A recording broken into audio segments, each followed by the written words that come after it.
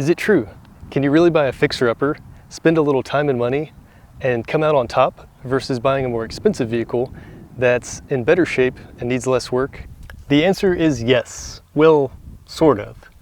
It really depends on what you start with and what it needs. Now, my GX needed a lot, but the foundation of the engine and drivetrain are pretty solid. It runs and drives great, it shifts smooth, definitely needs some parts still, and it has a lot of cosmetic flaws. Overall, it's a really solid platform. So it's not as good looking as it can be, and it still has a bunch of cosmetic flaws, but it's what's on the inside that counts, right?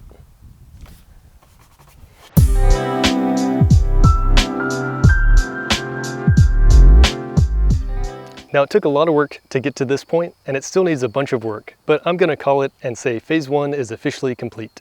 It has been a really good, solid foundation to start with, and didn't need any repairs that were too serious. Although I did replace both front axles, the front diff fluid while I was in there. It's quite a story about the front axles and seals. I replaced the radiator hoses, the coolant.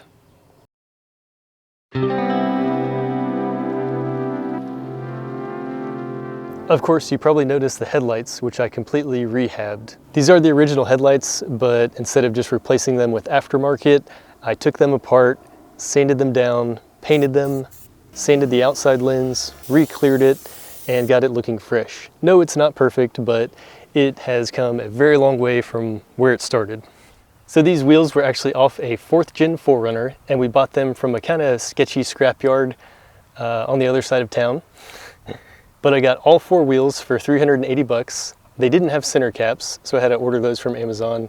And then I debated for a long time if I wanted to paint or wrap the wheels, but because of time and cost, I decided just to plasti dip them for now. We also wanted to go with a really nice bronze, but I wasn't sure of the exact paint code for a color that we liked, so that's why we just went with the plasti dip for now. This is actually a hyper dip. It's Brass Monkey is the color name. Now I removed, disassembled, sanded down, and painted the roof rack black. I used a self-etching primer to really bite into the metal. It was out of a rattle can, and I don't think it cured very well, so I no longer trust anything out of a rattle can. I should have used the stinky 2-part self-etch primer, the green, but hopefully it's just temporary. We'd like to get a really nice flat rack that covers the whole roof, but for now, this one looks way better than it did. We got rid of the chrome, and also, I don't know if you remember, but it was missing the end caps. That was an easy Amazon fix for like under 40 bucks.